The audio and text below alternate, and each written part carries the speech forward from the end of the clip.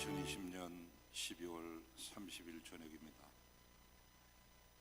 올해 마지막으로 모이는 성서 연구 시간이 되겠습니다.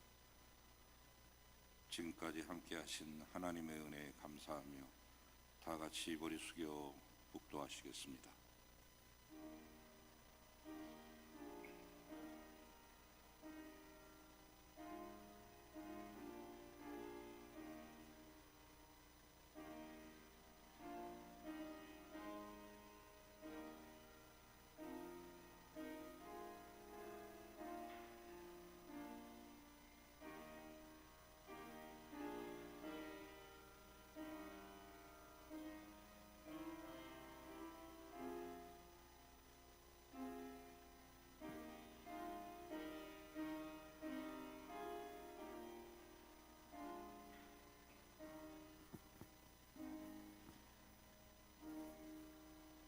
내가 여호와를 항상 송축하며 내 입술로 항상 주를 찬양하리이다.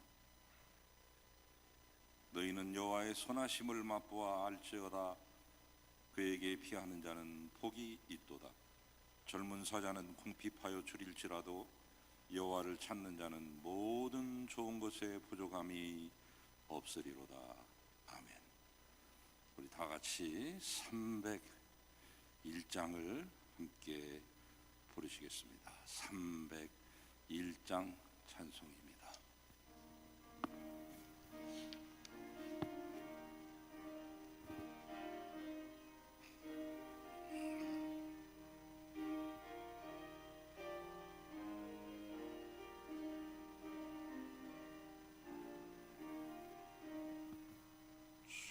지금까지 지내온 것 주의 크신 은혜라.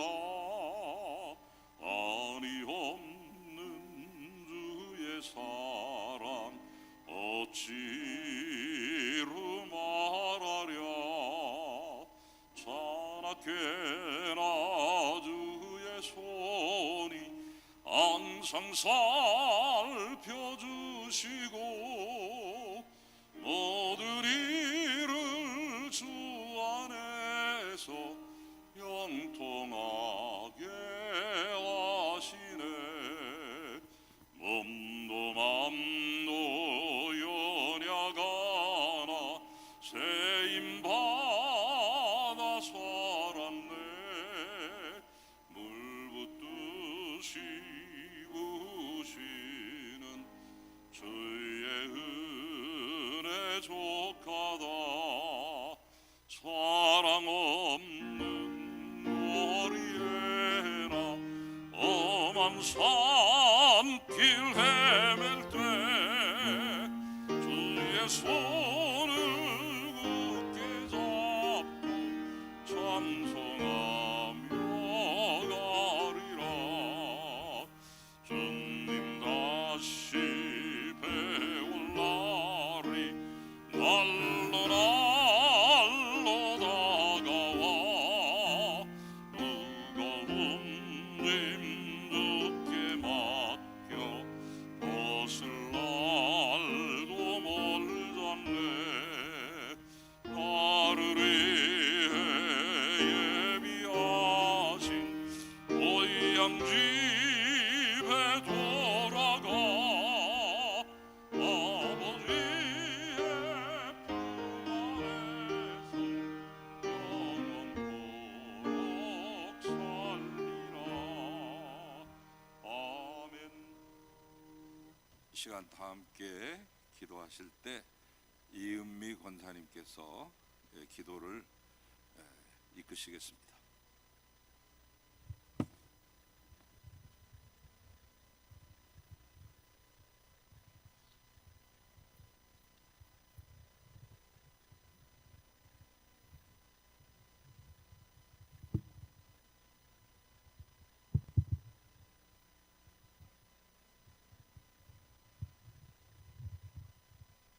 기도하겠습니다. 은혜로우신 하나님 아버지, 무서운 감염병과 혹독한 살림살이 가운데에서도 지금까지 저희들을 지켜주심에 감사를 드립니다. 오늘 이 시간 하나님의 성전과 각 가정에서 수요 성서 연구로 영상 예배를 드릴 수 있도록 건강과 사정을 허락하심에 또한 감사와 찬양을 드립니다. 하나님, 저희가 성전에 모이지 못하는 사정 때문에 각자의 자리에서 예배에, 말씀에, 기도에 소홀하지는 않은지 이 시간 돌아보게 하시옵소서.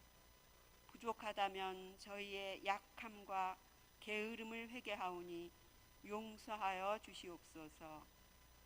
주님께서는 어떠한 경우에라도 주님을 향한 저희의 마음을 들을 수 있는 길을 열어놓고 계심을 저희는 압니다. 몸된 교회가 마련한 각 영상 예배와 성경 통독과 더욱 간절해진 기도로 늘 주님과 만나게 하시옵소서. 그래서 이 모든 어려움이 지나간 후 더욱 성장한 그리스도인이 되어 있기를 원합니다. 오늘은 2020년 마지막 수요 예배입니다. 저희들에게 말씀이 꿀보다 더 달다는 것을 깨닫도록 늘 애쓰시는 담임 목사님께 건강과 은혜의 복을 주시옵소서. 또한 내년에는 수요 예배를 더욱 사모할 수 있도록 저희들의 심령도 주장하여 주시옵소서. 오늘 전하시는 열왕기의 말씀이 저희 마음밭에 잘 심겨질 수 있도록 마치는 시간까지 성령님께서 인도해 주시기를 원합니다. 저희를 위하여 다시 세상에 오실 예수님의 이름으로 기도합니다. 아멘.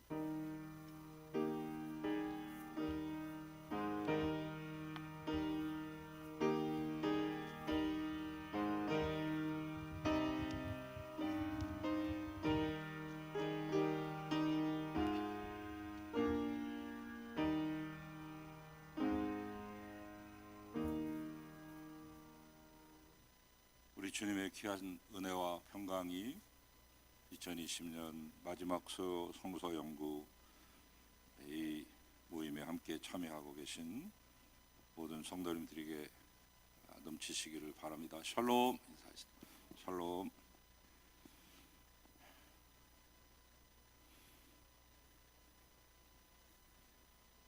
한 해 동안 우리 권사님 기도해 주신 대로 질병하고 싸우시느라고 또 경제적인 어려움과 또 맞서시느라고 우리 사랑하는 성도님들 많이 애쓰시고 고생하셨습니다. 희망을 가지시고 더욱더 잘 이겨내고 견뎌내실 수 있기를 바랍니다. 내일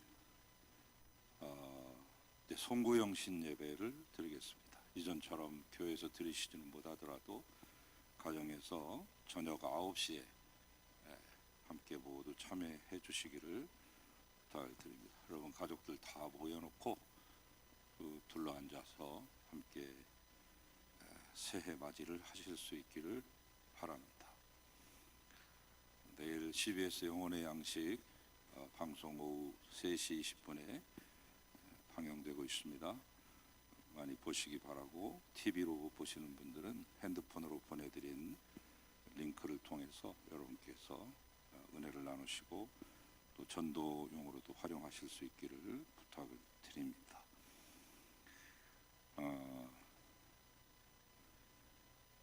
연약한 분들이 많이 계십니다. 그리고 환우들 많이 계시고 권사님들 또 시설용에 계시는 분도 계십니다. 잊지 말고 꼭 기도해 주시기를 부탁을 드립니다.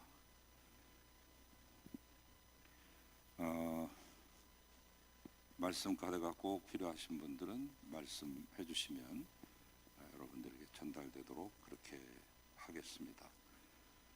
매월 1월 첫째 주마다 직원 임명식이 있습니다. 재직들과 상임위원들 임명하고 구역장님, 교구장님들, 또 성가대원들, 교사들 모든 분들을 다 임명하는데 직접 여러분이 나오셔서 프린트물을 받으실 수 없으니까 이제 여러분 보실 수 있도록 교회 홈페이지에 올려놓도록 그렇게 하겠습니다. 내년도에는 내가 어디에 속해서 활동해야 되는지 궁금하신 분들 함께 열어보시고 직원 임명식 다음 주 주일 예배 시간에 진행될 때 여러분 같이 참여하실 수 있기를 바랍니다. 올해 모든 완전결산 보고를 드리는 1월의 첫 재직회는 1월 셋째 주에 있는 것을 기억하시기 바랍니다. 이제 하늘의 말씀을 받겠습니다.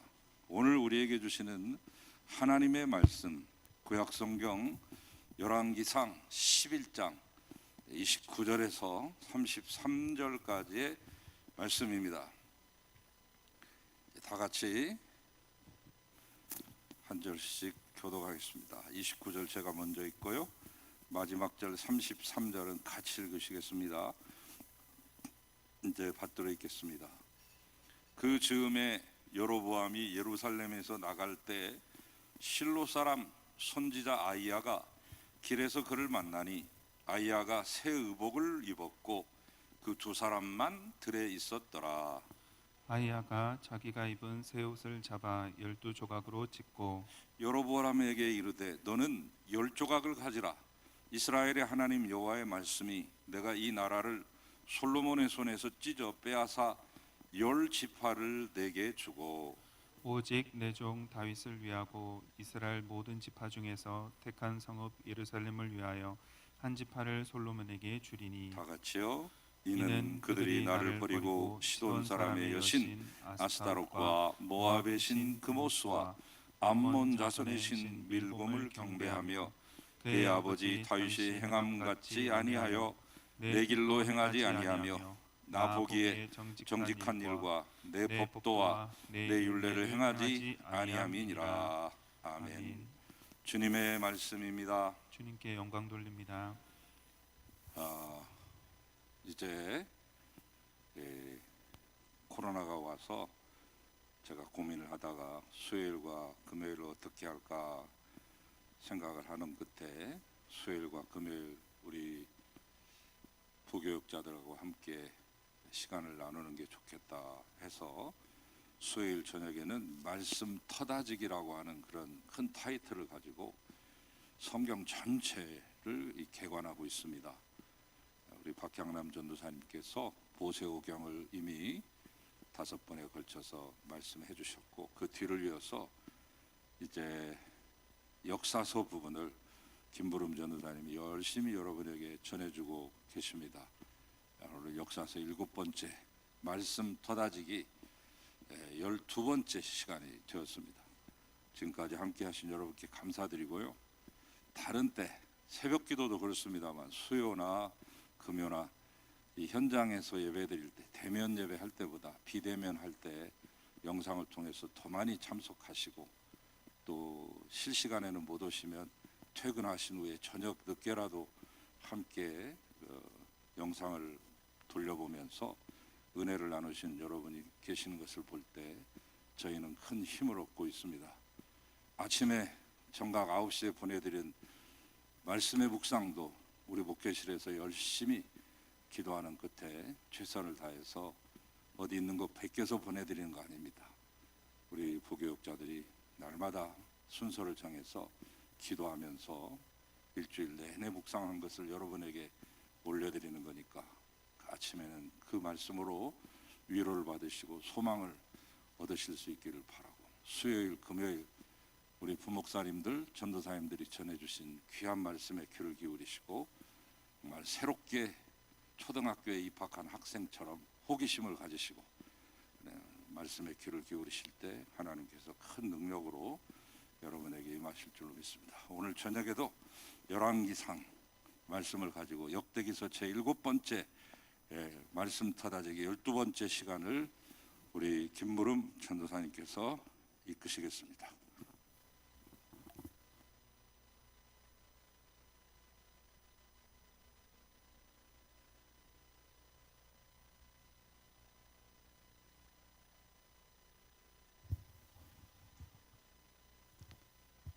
네, 반갑습니다. 네. 성서 토다지기 12번째 시간이고요. 오늘 함께 여러분과 함께 보려고 하는 것은 열왕기 상하 말씀 다시 한번 보려고 합니다. 두 번째 시간도 가지고 있고요. 한 주간 동안 준비하면서 열왕기 상하를 한 번 더 다루어야 되겠다라고 결정했었고요.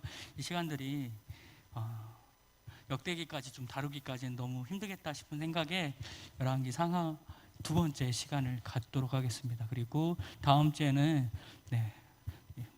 전에 말씀드렸던 것처럼 역대기로 넘어가서 계속해서 순서를 이어가도록 하겠습니다. 벌써 올해 2020년이 마지막 주고 마지막 수요 성서 연구인 것 같습니다.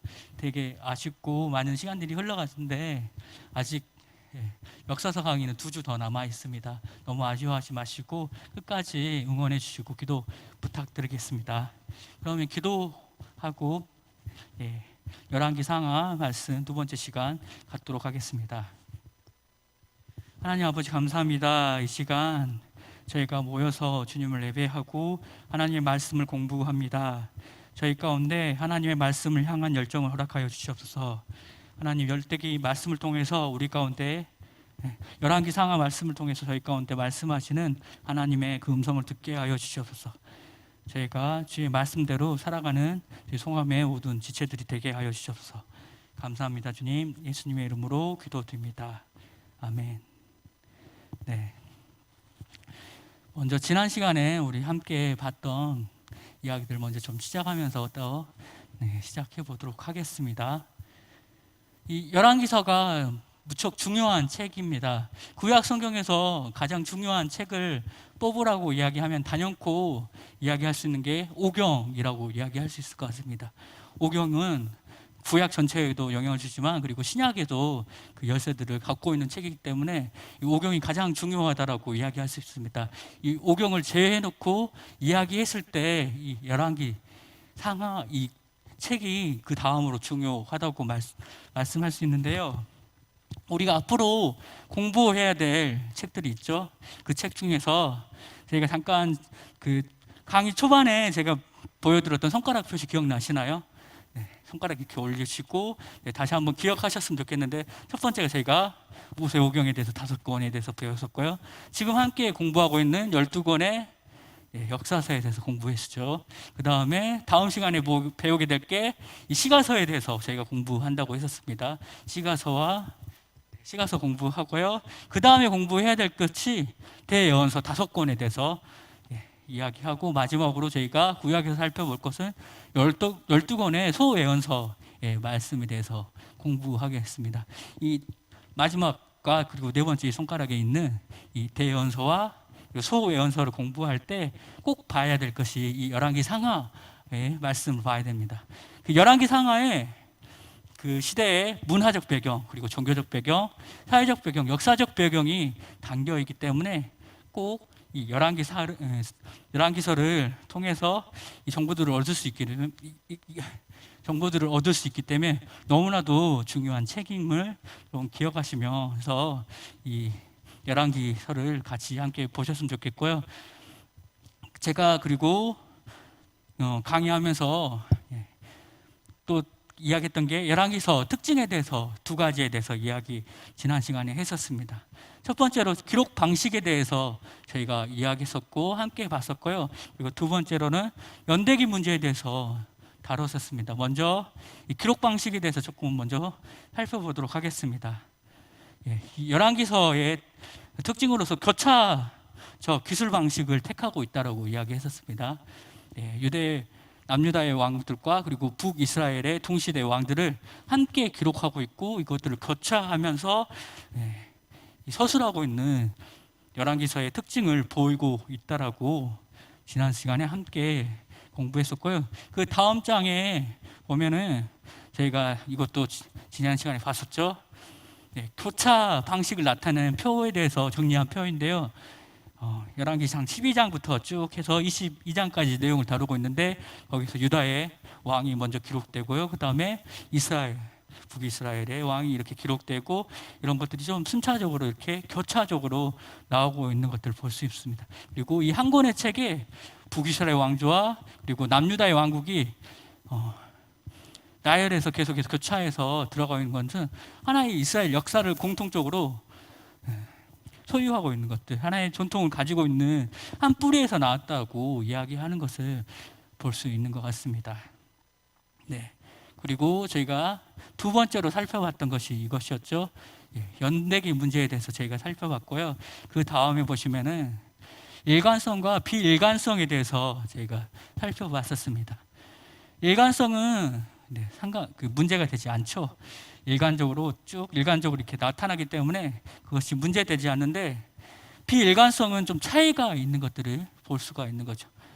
봤던 것처럼 남북한 통치 기간의 산정 기간의 차이에 대해서 볼 수 있었고, 그리고 연대기 자료에서 이 기록들을 기록하는 방식에서 좀 차이가 있다고 말씀드렸습니다. 그리고 왕조의 공백과 공동 속정 기간에 처리하는 문제들이 좀 다르게 나타난다고 이야기했었습니다. 오늘은 좀 이야기를 좀 자세히 좀 구체적으로 여러분과 함께 다루면서 성경에서 이 문제들을 좀 함께 공부해 보고자 원합니다. 그리고 이스라엘의 분열 왕국의 방대한 역사라고 이야기했는데요. 411년 동안의 그 기간의 통치 기간들을 설명했었고요. 북이스라엘에는 19명의 통치자가 있다라고 이야기했었죠. 그리고 남유다는 20명의 통치자가 있었다라고 이야기했었어요.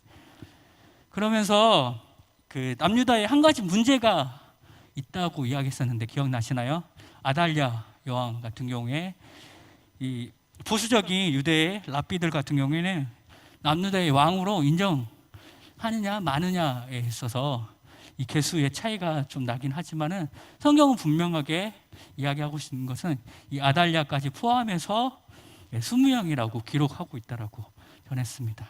그런데 이 아달랴에 대해서 문제가 제기하는 이유가 다윗의 계보가 아니기 때문에 그 이유에 대해서 남유다의 역사에 포함하지 않으려고 하는 이유가 있다라고 지난 시간에 함께 봤었고요. 다음으로 넘어가서 남유다 북이스라엘 멸망에 대해서 함께 살펴봤었는데, 저희가 북이스라엘의 멸망은 주전 722년에 아수르에 의해서 멸망했다라고 이야기했습니다. 그때 당시에 엄청난 강대국이었던 아시리아, 아수르에서 한 번에 이렇게 멸망하게 되는 역사에 대해서 배웠었고요. 그 반면에 남유다는 4번에 걸쳐서 이 멸망하는 그 과정들을 보이고 있습니다.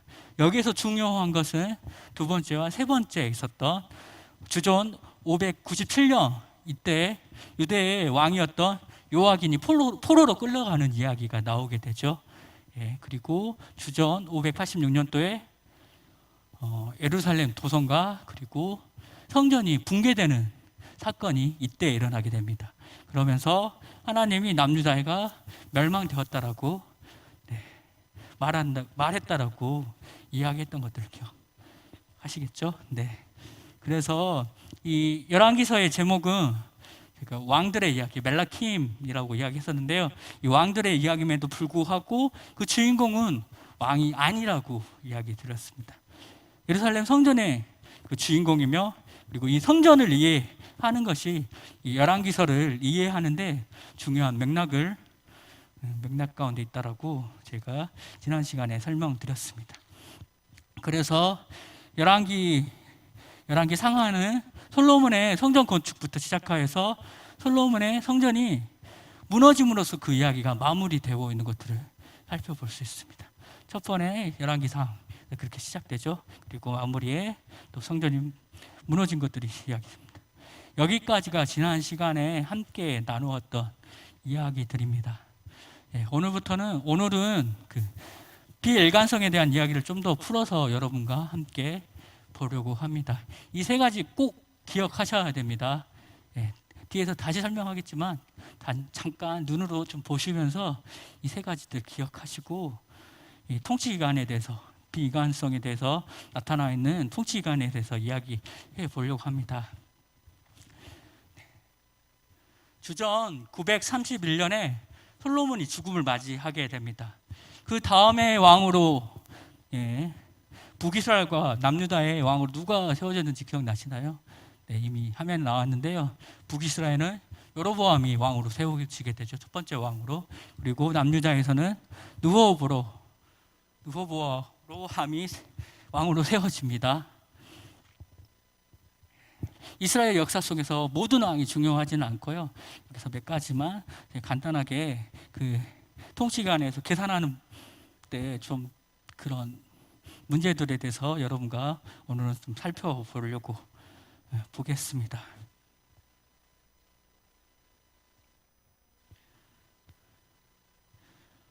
이렇게 북이스라엘과 남유다 같은 해에 왕이 세워집니다. 북이스라엘의 여로보암 그리고 남쪽에는 느호보암 왕이 이렇게 세워지는데요. 그런데 한날 한시에 같은 해에 왕이 세워졌고 그리고 그 중간에 남과 북의 왕이 동시에 죽음을 맞이하는 사건이 있습니다. 그 사건이 무슨 사건이었죠? 무슨 왕이 이렇게 죽게 됐는지 여러분들 열왕기하 보시면서 기억나시나요?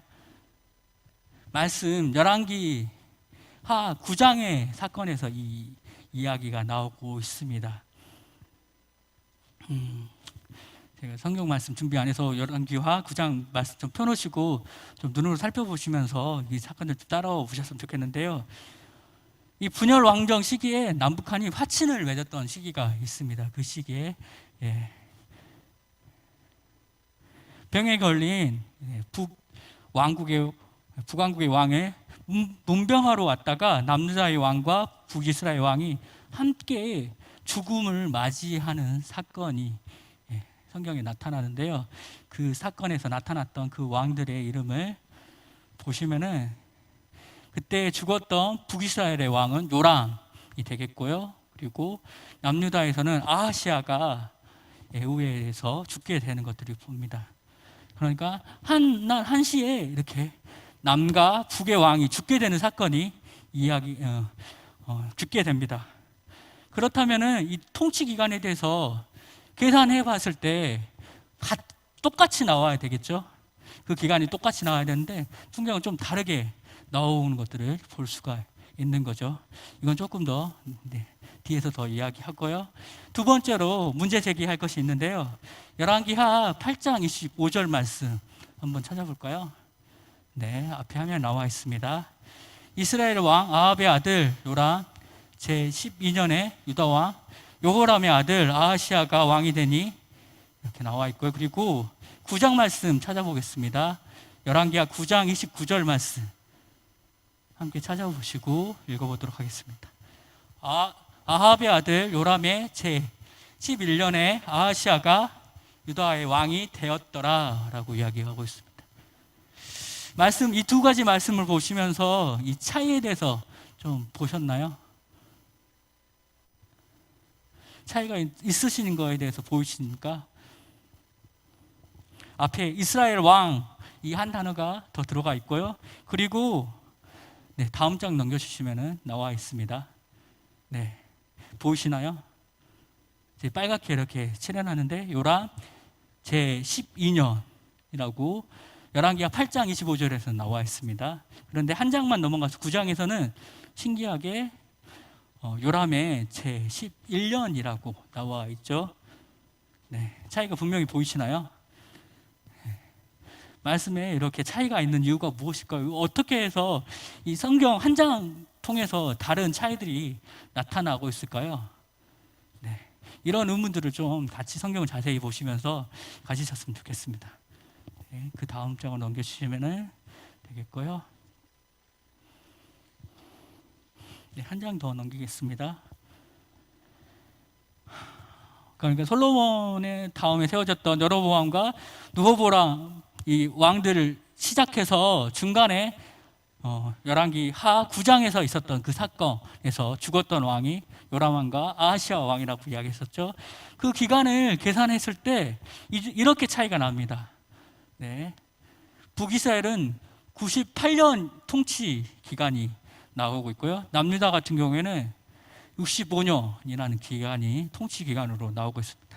왜 그렇다면 3년의 기간의 차이가 있을 수 있을까요? 3년이니까 작은 연도니까 그럴 수 있다라고 칠 수 있을 것 같습니다. 이 두 왕이 죽고 난 다음에 북이스라엘은 예후가 통치하게 되고요. 예후가 왕으로 세워지게 되고, 그리고 남유다는 아달랴가 세워지게 됩니다. 그리고 쭉 또 시간이 흘러가지고 이제 또 나오는 기간이 호세아가 그 북이스라엘의 마지막 왕이었었죠. 이 북이스라엘 멸망을 맞이했던 왕이었는데요. 그 기간에 대해서 성경이 기록하고 있습니다. 히스기야 6년째 그 기간을 기록하고 있습니다. 그렇게 봤을 때 또 문제가 생기는 거예요. 보실까요? 북이스라엘의 예후부터 시작해서 호세아의 통치 기간을 따져봤을 때 143년 7개월이라는 시간이 계산되고요. 그리고 남유다 아달랴에서부터 히스기야 그 똑같은 시기를 계산해 봤을 때 165년이라는 차이가 있습니다. 거의 21년의 차이가 나고 있는데 어떻게 설명할 수 있을까요? 네, 앞에서 말했던 거 좀 다시 한번 기억해 보셨으면 좋겠습니다. 이 세 가지에 대해서 좀 더 여러분하고 함께 오늘은 같이 나눠보려고 합니다. 네, 이 통치기간 차이에 대해서 이야기해 볼 것인데요. 첫 번째로 이 직인년이라는 개념이 있습니다. 이스라엘에는 직인년과 무직인년의 방식의 이해를 첫 번째로 의해해야 됩니다. 통치기간에 다음 표로 넘겨주시면은 제가 이게 2018년 기준으로 그 남유다와 북이스라엘을 직인년을 사용했을 때와 그리고 사용하지 않았을 때 그 개념을 좀 설명해 놨거든요. 2018년에 왕이 세워졌어요. 왕이 세워졌다고 했을 때 첫 번째 해는 남유다에서는 직인년이라고 이야기해요. 그래서 통치 0년, 빵년으로 이렇게 계산하고요. 그리고 19년부터는 통치 1년, 그리고 20년은 2년, 3년 이렇게 계산이 되는 겁니다. 그런데 무직인년 같은 경우는 바로 통치한 그 해가 1년인 거죠. 그리고 그렇기 때문에 그 다음에는 2년, 3년, 4년 이렇게 좀 갭이 나오게 되는 것들을 볼 수가 있습니다. 만약에 그렇다면은 한 가지, 왕이 세워졌는데 또 다음 왕이 같은 해에 죽었어요. 또 죽었어요. 그럼 어떻게 될까요? 이 통치 기간들은 남유다 같은 경우에는 직인년이 사용된다고 그랬죠. 그렇게 직인년 이렇게 됐을 때 3년이 그냥 0년이 되는 거죠. 네. 그리고 북이스라엘 같은 경우에는 통치 기간이 1년, 2년, 3년 같은 시간인데도 불구하고 3년이라는 차이가 이렇게 나오게 되는 거죠. 이 개념에 대해서 직인년 개념에 대해서 먼저 이해할 필요가 있습니다. 말씀 열왕기상 15장 말씀 보도록 하겠습니다. 열왕기상 15장 9절 말씀인데요. 이스라엘의 여로보암 제20년에 아사가 유대의 왕이 되었다라고 이야기하고 있습니다. 그리고 다음 말씀으로 열왕기상 15장 25절에서는 유다 왕 아사 제2년에 여로보암의 아들 나답이 이스라엘의 왕이 되어라고 이야기하고 있는데요. 열왕기상 15장 9절에서는 남유다의 직인년 방식을 적용하는 경우가 되겠죠. 그리고 이 직인년에 따라서 아사의 직인년이 여로보암 통치 기간으로 제20년이라는 기록의 시간들을 갖고 있습니다. 당시 무직인년 방식을 따랐던 북이스라엘 기준에 본다면 아사가 지휘한 해가 실제로는 여로보암의 통치 기간이 제21년이라는 1년의 차이가 되는 거죠. 그래서 남유다 방식으로는 여로보암의 통치 기간에 포함되지 않았기 때문에 않았다는 것을 이렇게 뜻할 수가 있는 것입니다. 근데 또 이게 또 문제되는 것이 남유다와 북이스라엘의 직인년 방식에 있어서 지속적으로 한 가지만 선택하고 있지 않다는 것입니다. 예교적 상황에 따라서 그 중간에 막 이렇게 수시로 바뀌기도 하거든요. 네. 그 다음으로 보시면은 이렇게 너무 작으시죠? 네. 남유다와 그리고 북이스라엘의 직인년을 좀 비교해서 이렇게 나왔는데요. 남유다 같은 경우에는 직인년을 먼저 인정하고 이렇게 시작했다가 중간에 무직인년으로 바뀌는 게 됐고요. 그리고 다시 또 직인년이 있는 이런 방식으로 바뀌고 있고요. 북이스라엘은 조금 더 단순하게 무직인년을 시작했다가 그리고 직인년으로 이렇게 바뀌는 이런 방식으로 통치 기간을 설명할 수가 있습니다. 그리고 또 한 가지 두 번째로 이 통치 기간에서 우리가 봐야 될 것은 이스라엘 달력의 종류에 대해서 저희가 살펴봐야 됩니다. 이스라엘에서는 총 3개의 달력을 사용하고 있는데요. 첫 번째 양력을 사용하고 있습니다. 양력은 이스라엘이 애굽의 노예로 있을 때 사용했던 그 달력이거든요. 그러면서 이스라엘이 그 출애굽하고 난 다음에도 계속해서 이 양력의 달력들을 가끔씩 사용하고 있는 경우들이 보이게 됩니다. 그리고 두 번째로 종교력 달력을 사용하고 있는데 이것은 유대력이라고도 이야기하고요. 그리고 6월절 기준으로 이 달력이 시작됩니다. 그러니까 출애굽 당시에 6월절 사건이 있을 때 그때부터 첫 번째 달로 계산해서 시작된 달력이 유대 달력입니다. 출애굽기 13장 4절 말씀을 보도록 하겠습니다. 아비월 이 날에 너희가 나았으니 라고 이야기하고 있죠. 출애굽기에서. 그러니까 이 날이 6월절 사건에 대해서 이야기하고 있는 것입니다. 6월절 사건부터 시작된 이 달, 아비월이라고 하는 달이 나와 있고요. 그리고 신명기 16장에서도 똑같이 이 단어를 사용하고 있습니다. 이 원력을 사용하고 있는데요. 아비월을 지켜 내 하나님 여호와께 6월절을 행하라. 이는 아비월에 내 하나님 여호와께서 밤에 너를 애굽에서 인도하여 내셨습니다 라고 이야기하고 있습니다. 애굽에서 인도해낸 그 6월절 사건으로 시작된 달이 이 아비월이라고 이스라엘의 첫 번째 1월달이라고 보면 되겠습니다. 그리고 이스라엘이 또 한 가지 달력을 같이 사용하고 있는데요. 그것은 민간력입니다. 민간력이라는 것은 가나안 땅에 정착했을 때 썼던, 그러니까 이미 그 땅에서 쓰고 있었던 사람들의 달력인데요. 민간력은 가나안 땅에 정착했을 때 그들이 사용했던 달력, 보통 우리가 말하는 그 음력 달력에 대해서 이 민간력을 쓰고 있습니다. 이것은 메소포타미아의 달력으로서 그 영향을 받았다라고 이야기하고 있고요. 메소포타미아의 문명 같은 경우에는 농경 사회에서 달신을 섬기던 신앙에서 비롯되어서 이 민간력, 그러니까 음력을 사용하고 있는 것들을 볼 수 있고, 이스라엘 역사 안에서, 성경 안에서도 이러한 달력들을 사용하고 있기 때문에 이 통치기관들이 남유다와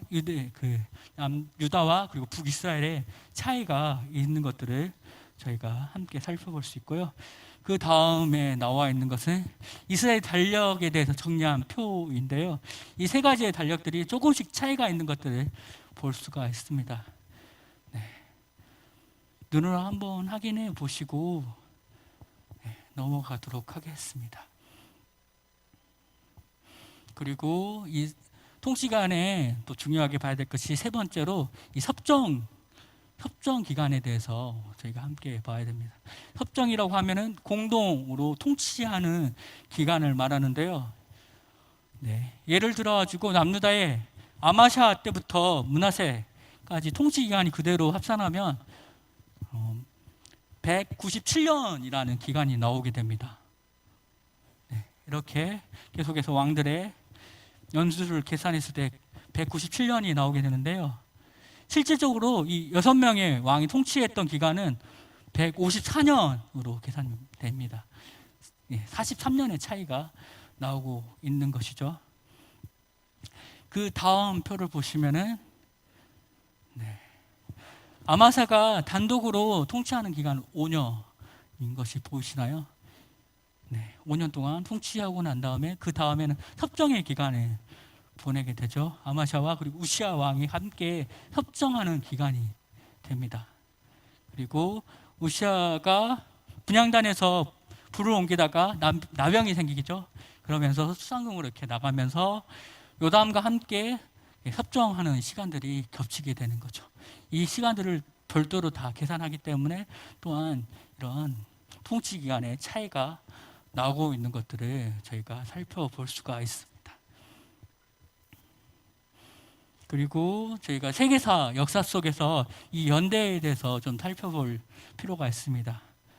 저희가 세계사와 그리고 고고학 자료들을 살펴봤을 때 이스라엘 역사에 분명한 연대들이 나타나는 것들이 보이게 되는데, 첫 번째로 이 아합이 카르카르 전투에 참가한 주전 853년에 이 전투가 참가했던 것들이 기록이 남겨져 있고요. 그리고 에후가 살마네셀 3세에게 공물을 바친 841년의 기록들이 남아 있습니다.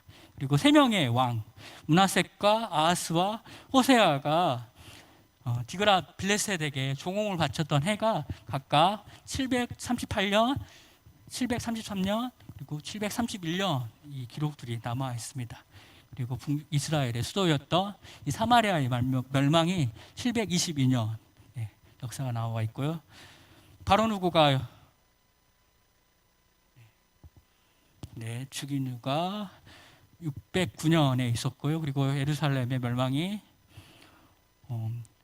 587년, 586년 이렇게 기간들이 역사 속에서 나타나고 있습니다. 조금 더 열왕기상에 대해서 여러분과 함께 공부하려고 하는데요. 열왕기상 구조에 대해서 간단하게 이야기하겠습니다. 그 구조와 그리고 특징에 대해서 언급하고 솔로몬 왕에 대해서 이야기하고 넘어가도록 하겠습니다. 열왕기상 구조 잠깐 넘어와서 열왕기상 1장부터 11장에서는 솔로몬의 통치에 대해서 이야기하고 있습니다.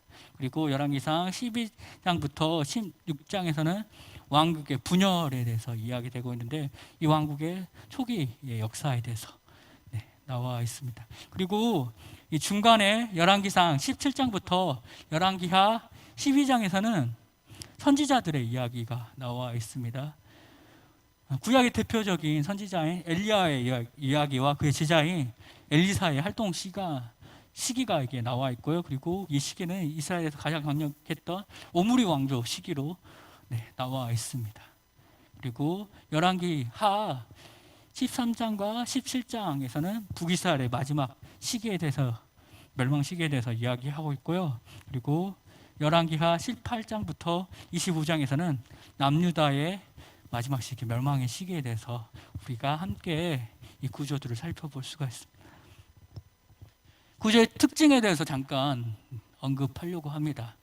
구조의 특징은 지난 강의 때 저희가 언급했던 것처럼 이 열왕기상의 이야기에서는 처음의 시작이 건축에서 시작된다고 이야기하고 있어요. 그리고 그 마지막이 성전의 멸망으로 마무리하고 있다라고 이야기했고, 이 성전에서 이해하는 것이 너무나도 중요하다라고 이야기했습니다. 그리고 저희가 두 번째로 살펴봐야 될 것은 이 열왕기상 전체의 이 중심부의 이야기 3분의 1 이상을 선지자의 활동이 기록되어 있습니다.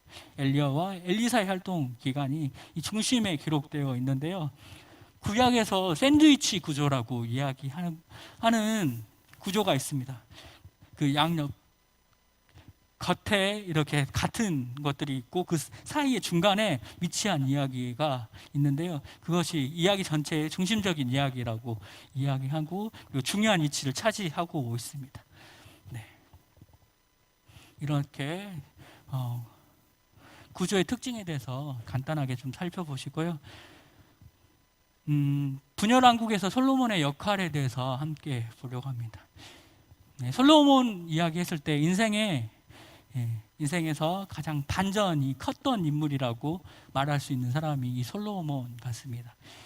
솔로몬 초기에는 지혜를 구한 지혜의 왕이었죠.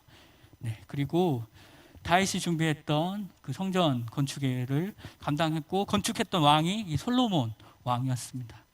그리고 이스라엘에서 가장 부강했던 그 시기를 누렸던 왕 또한 이 솔로몬이었습니다. 그런데 이 열왕기상에서 이야기하고 있는 것은 먼저 지도부터 살펴보도록 하겠습니다. 얼마나 그 당시에 솔로몬이 많은 영토들을 차지했는지 보여주는 그림인데요. 다윗, 저기 분홍색으로 표시되어 있는 부분이 다윗이 초기에 통치했던 다윗 왕국 시대의 지도이고요. 그 다음에 이스라엘 다윗의 왕국이 이 노란 부분까지가 되어 있습니다. 그리고 확장해서 다윗이 전쟁에서 확장했던 부분들이 이 녹색까지 포함되고 있는데요. 이 녹색까지 포함되고 있는데 여기 블레셋 부분, 여기는 아직 정복하지 못했던 시기였습니다. 그리고 솔로몬 시대에 가서 비로소 이 블레셋 지역까지 완전히 정복하게 되고, 성경에서는 유프라테스 강 지역까지 확장했다라고 나와 있습니다. 이만큼 강력한 이스라엘의 가장 강력했던 시기가 이 솔로몬의 시기였습니다. 그리고 그 다음 지도를 보시면은 솔로몬 시대 때 무역에 대해서 보여주는 그림입니다. 위에서는 획과 그리고 아람에서 말과 병거를 수입하고 있는 것들을 볼 수 있고요. 그리고 두로에서는 백향목을 수입하고 있습니다. 그리고 아프리카에서 시바 여왕에서 수입하고 있는데요. 여기 밑에 보시면은 에시온 게벨 항구를 통해서 수입품들이 들어오는 것들을 볼 수가 있습니다. 다음으로 넘어가서 그 열왕기서에서의 이스라엘의 분열의 원인에 대해서 이 솔로몬을 통해서 그 원인을 찾고 있는 것들을 볼 수 있습니다. 첫 번째로 그 원인을 이렇게 찾고 있는데, 무리한 영토 확장에 대해서 이야기합니다. 그리고 해상무역, 국제 외교의 확대에 대해서 설명하고 있고요. 두 번째로 성전과 솔로몬 왕궁의 건축, 무리한 건축을 이야기하는데요. 그게 열왕기상 9장 10절부터 11절 내용에서 담아야 있습니다. 그리고 세 번째로 해상무역의 활성화와 외교와 국제결혼, 국제 간의 그렇게 평화를 위해서 국제결혼들을 하면서 많은 아내들을 맞이하는 부분들이 이야기하고 있습니다. 그리고 네 번째로 행정구역을 정비함을 통해서 이 세금을 거두어들이게 되는데요. 이때 유다 지파에 대해서 유다 지파가 세금을 내는 것을 제시킵니다. 이것이 이 분열의 이스라엘의 분열에 빌미를 제공했다라고 보고 있습니다. 그리고 다섯 번째로는 기마 부대가 주둔했던 병거성 설치하고 있는데요. 하솔과 무기또와 겟셀 이 세 지역에 설치하고 있습니다. 실제로 가봤었거든요. 하솔과 무기또에 가봤는데, 무기또에 가면은 아직도 그 병거성의 그 흔적이 남아 있는 것들을 볼 수 있습니다. 그리고 하솔에는 이방 신전이 아직도 남아 있어서 여러분도 가시면은 그것들을 볼 수가 있겠습니다. 그리고 여섯 번째는 이방 문화와 종교 유입, 그리고 이방 상당에 설치하게 됐죠. 이방 여인들이 들어와서 그들이 섬겼던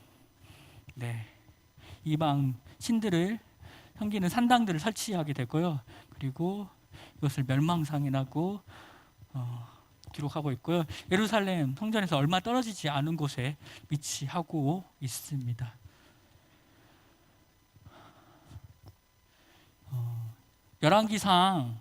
열왕기서의 저자의 관점으로 봤을 때 좀 역대기의 관점에서는 좀 다르게 볼 수도 있는 것 같은데요. 다르게 보고 있는데, 이 솔로몬 왕에 대해서 긍정적으로 바라보지는 않는 것 같습니다. 외부적으로는 국가적인 번영을 누렸던 왕이었음에도 불구하고 내부적으로는 국민의 세금 부담에 대해서 가중시켰던 왕이었고, 그리고 종교적인 타락, 우상 숭배와 그리고 사치를 누렸던 왕이 이 솔로몬 왕으로 보면서 분열의 원인을 제공한 왕으로 보고 있습니다.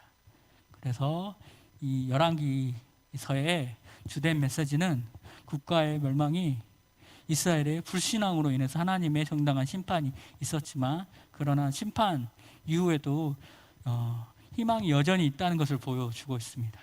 심판 중에서도 하나님의 말씀에 순종하며 여전히 우리 가운데 희망이 있다라는 그 메시지를 중심으로 이야기를 나누고 있습니다. 오늘 준비한 강의는 여기까지입니다. 다음 주는 저희가 지난주에 말씀드렸던 것처럼 역대기서 강의를 좀 다루겠습니다. 네, 오늘도 수고하셨습니다. 네, 기도하겠습니다.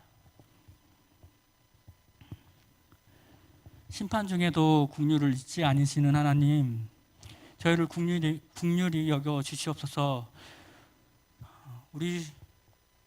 우리가 스스로 겸비하여 주의 말씀과 진리의 삶으로 돌이키고자 원합니다. 새롭게 하시고 동행하여 주시옵소서. 예수 그리스도의 이름으로 기도합니다.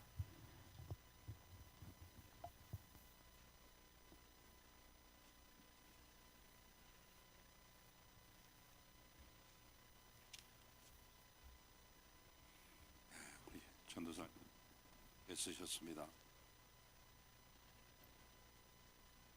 애쓰신 김부름 전사님께 감사를 드립니다. 39명의 왕 얘기를 한 시간에 다 할 수는 없습니다. 가운데 전체적인 구조와 특징 짚어드렸고, 또 솔로몬 왕 한 사람을 초점으로 해서 어떻게 했을 때 흥했고 어떻게 했을 때 망했는가 하는 거 배우셨는데, 다음 주에 이어지는 역대기도 똑같은 그 왕들 이야기입니다. 이렇게 또 다른 관점에서 또 북왕국 이스라엘과 남왕국 유다의 역사를 함께 조망하시고, 이 시대 속에서 우리가 어떻게 살아야만 한가.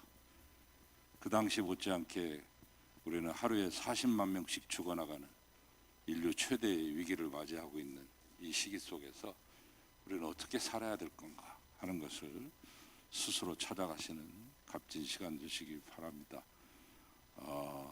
심판 중에서도 진노 중에서도 긍휼을 베푸시는 하나님이신 것을 믿고 희망하고 소망을 가지시고 한 주간을 잘 이겨내시기를 간절히 바랍니다. 내일 저녁 9시에 뵙도록 하겠습니다. 주님의 은총이 함께 하시기 바랍니다. 다 같이 210장을 부르시겠습니다.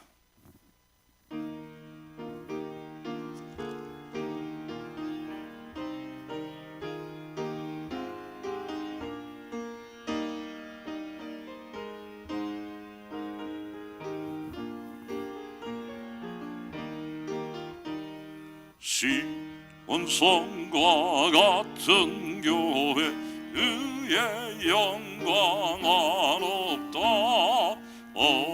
허락하신 말씀대로 주가 친히 세웠다.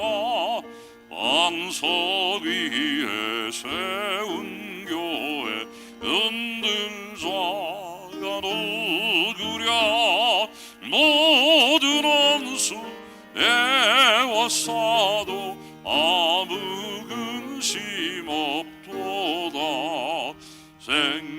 생명샘이 솟아나와 모든 성도 마시니 언제든지 흘러넘쳐 부족함이 없도다.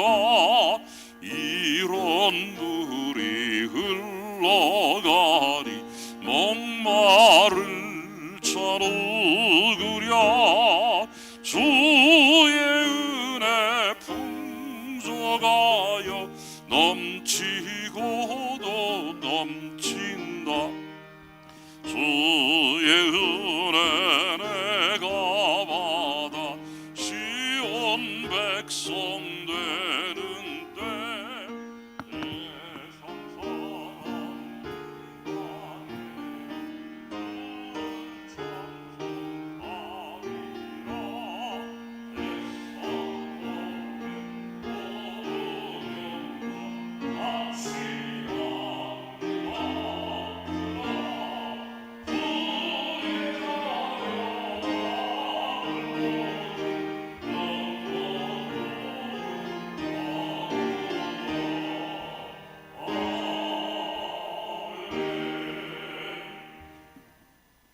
이제 우리 주님께서 우리 모두에게 가르쳐 주신 기도로서 마치겠습니다. 하늘에 계신 우리 아버지여, 이름이 거룩히 여김을 받으시오며 나라의 마옵시며 뜻이 하늘에서 이룬 것 같이 땅에서도 이루어지이다. 오늘날 우리에게 일용할 양식을 주옵시고 우리가 우리에게 죄진 자를 사해 준 것 같이 우리 죄를 사해 주옵시고 우리를 시험에 들게 하지 마옵시고 다만 악에서 구하옵소서. 대개 나라와 권세와 영광이 아버지께 영원히 있사옵나이다. 아멘.